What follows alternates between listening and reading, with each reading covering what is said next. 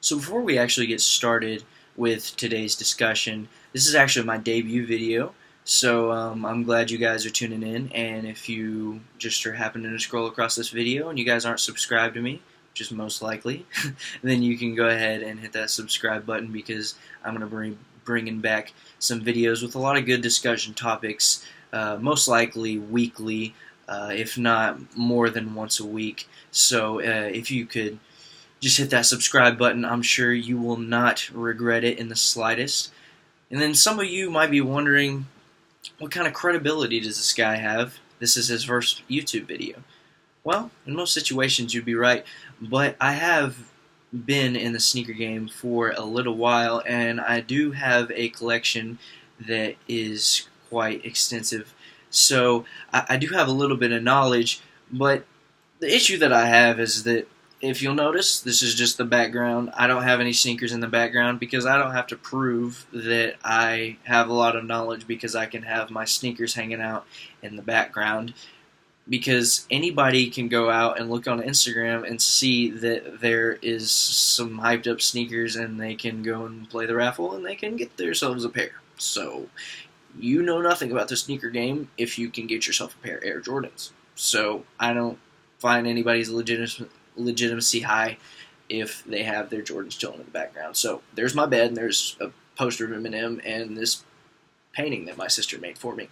So there we go. But the discussion today is the Nike Air on the back of all these new Jordans and the 220 price point. So personally, me, I don't really have a problem with it, and this is why. It's exactly what we asked for, and we're complaining about it. So, sneakers used to be, back when, for example, the Jordan 4 back in 2012, I think it retailed at something like $160, and now that's what Jordan 1s are retailing for when they retailed at $140. And Nike's just hiking up the price, and now they've hiked up the price to $220 because it is the original OG and has the Nike Air on the back of it. So I don't think that we should be complaining about this because basically they're giving us a higher quality material shoe, more of the shoes, they're just at a higher price point. So I don't have a problem with this because personally the resale on shoes that are lower in price and lower in quantity means that the resale is going to be much higher, which means the likelihood of you getting your shoe is much lower, which you might end up having to refer to the resale. So it's all going to even out in the wash, really. So I don't have a problem with paying $220 if that means that I'm going to get a pair for sure. All these limited, what would be super limited back, a couple years ago, I'm getting no problem. I go to my local town and I'm playing my raffle and I get my shoes. I just have to pay $30 extra for them, or, well, in the case of it was $160, then I would be paying $60 extra for them. But still, that's better than a lot of resale, so I'm not complaining about it. Plus, I'm just glad that they're finally bringing back the OGs. I got myself a pair of those white cement 4s, and the quality material is so on point. They feel so crisp. I can tell this is what Michael Jordan enjoyed to play in 1989. Like, these shoes are grails to me. I'm so glad that I didn't have to go scour eBay to go find some white cement Jordan 4s and soul swap them just so that I could wear them to freaking SneakerCon. I want to be able to get myself a brand new pair and wear them all the time because I like the shoe. I don't care what hype goes around with it. I just like the fact that Michael Jordan wore them, that, some kid back in the 1989 found these shoes dope and was wearing them. My dad probably thought these were dope and he was wearing them, kind of deal.